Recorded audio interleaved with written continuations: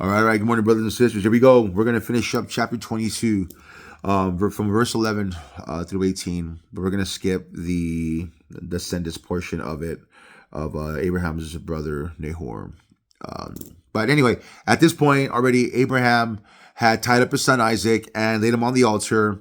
And, he was fully committed at this point now to sacrifice his son. And as Abraham's hands up, and about to sacrifice his boy, it shows here in verse 11. I'll read here. Here we go. At that moment, the angel of the Lord called to him from heaven, Abraham, Abraham. Yes, Abraham replied, here I am. Do not lay a hand on the boy, the angel said. Do not hurt him in any way. For now I know that you truly fear God. You have not withheld from me even your son, your only son. Check this out. Now, what's happening here is at this point now, Abraham's heart was finally fully committed. He already went through all of the physical things he had to do by chopping the wood, carrying the wood, getting his son, taking him up there. He did all that. He walked in obedience there. He took those steps. And many times we've taken those steps until the end when we had to fully commit to God, not through the acts of. Remember, you can sit there and do stuff for the Lord and do it half-hearted. You can go to church half-hearted. You can read the Bible half-hearted. You can pray for people half-hearted. The only way it's going to be effective and impact you and your life and others is if you fully commit what you are doing to God. Fully commit your ways to the Lord and you shall succeed. I think that's Proverbs 16:3. When you commit your ways to God, when you fully commit yourself in your heart. I had to put in my heart, if you look at yesterday's video I sent, I went through a year and some of just pain and torment and drugs and meds and physical therapy, jumping through all of man's hoops, until finally my pride ran out. I ran out of pride and strength and didn't know what to do anymore. Besides just commit myself to God. Fine, let them cut me open, Father. They can do surgery on my spine, and if I end up in a wheelchair, which is a 95% chance, there you go. Then I'm gonna still evangelize for you then in a wheelchair. Probably get there faster then. I saw the upsides to it. And my heart was fully committed. And then God spoke to me, son, let no razor touch that back, and you will walk the rest of your life. And it's true. I go to the gym now. I mean, I'm a cardio. I'm a janitor. I'm bend over day. I bend daily, toilets, and just I'm in constant movement. I'm in pain, but I can still walk. It's how people go for the day. Can you still pee standing up as a man? Can I carry my grandkids? Yes and yes, because I'm walking with God. I can still walk with God. Point is this: Abraham's heart was fully committed. Once his heart was completely surrendered, God saw his heart and said, "Hey, stop. If you," he goes, "don't lay a hand on that boy. Now I know that you truly fear me." And that phrase, to fear God, doesn't mean, oh no, God, the doom and gloom God. No. That means to walk in total reverence and awe and worshiping him. When someone fears God, it's because they reverence him. They're in awe of his mighty works and wonders. That's what reverence means, is to know who God is. To know that by the bat of his eyelash, he can destroy the world. Scripture says that the universe is like a span in God's hand. It's just, here's Earth and here's the end of it. It's the galaxy. It's amazing. When you sit there and you're in awe and reverence of God, you will do exactly as he says, when he says it, how he says to do it. That's when someone knows. That's when he knows he sees your heart. Man sees what people do, the intent, the acts of stuff. God sees the intentions in the heart. And Proverbs, all over Proverbs, how God weighs the hearts of man. He sees your heart. Abraham's heart was fully committed, about to kill his son. And the Lord sent an angel and said, stop. Now we know that you fear God, because earlier in that chapter, God says to go and sacrifice the son whom you love. Your only son whom you love. Even though he had Ishmael, he loved Ishmael, but not as much as he loved Isaac. This was the promised child. God, okay, since you're about to kill you're about to kill your boy, dude. All right, cool. Matter of fact, look up. There's a ram behind you. Sacrifice that. And at this point, Abraham was like, oh, thank you, Father. He was about to kill his son. That's how much Abraham loved God.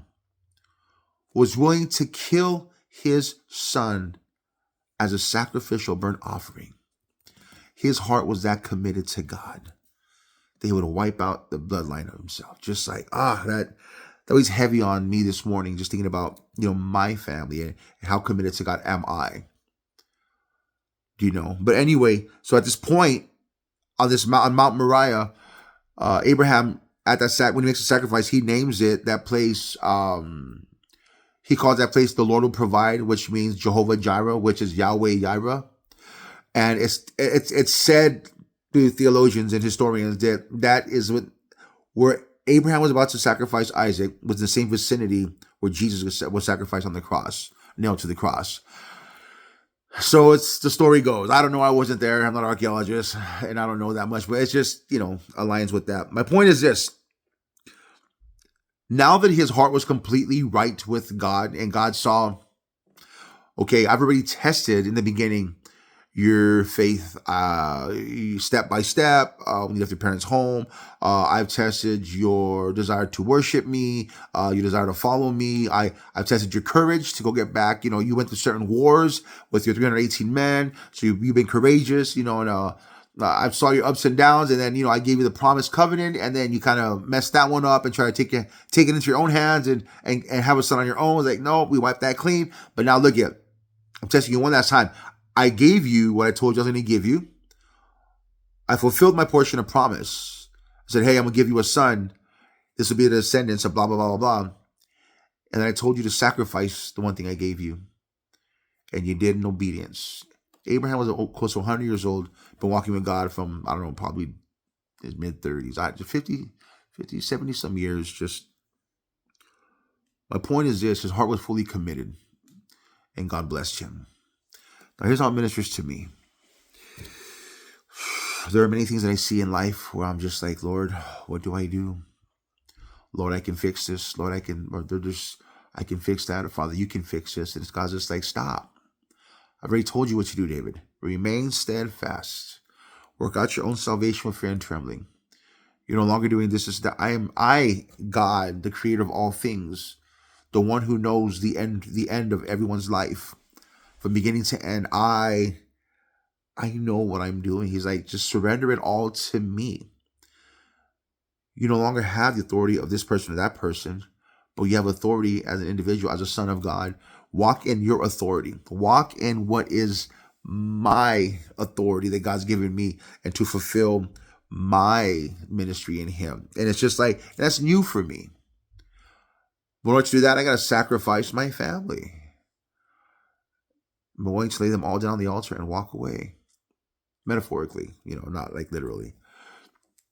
Like, am I willing to completely surrender my children, which are now basically all adults? Am I willing to put them all on the altar and sacrifice and just give them to God?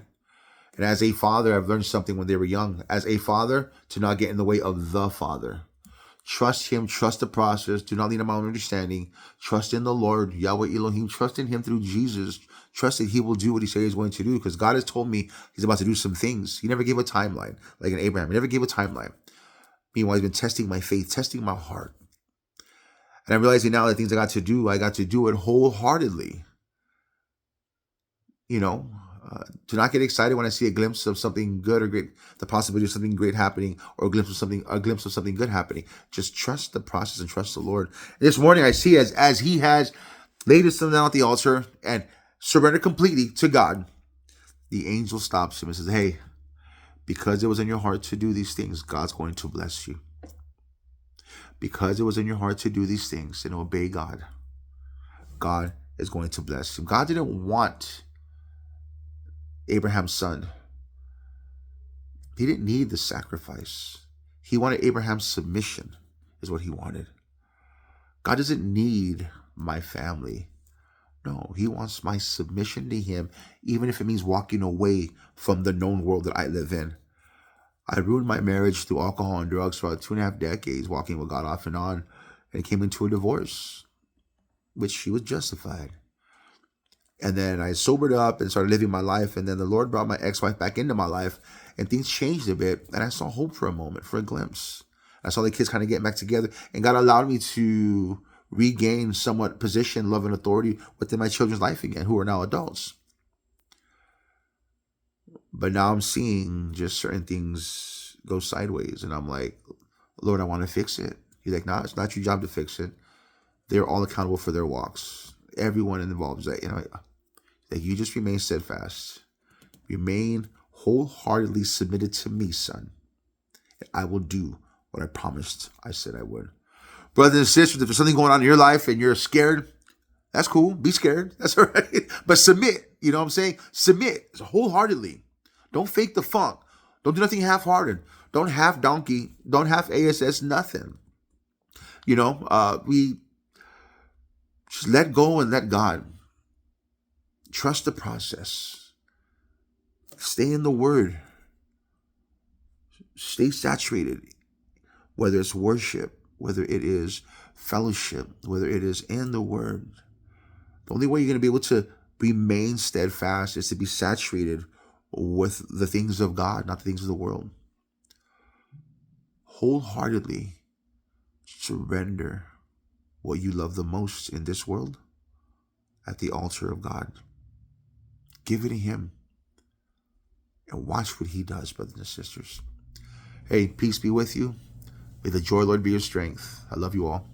Remember, choose wisdom over the world. God bless.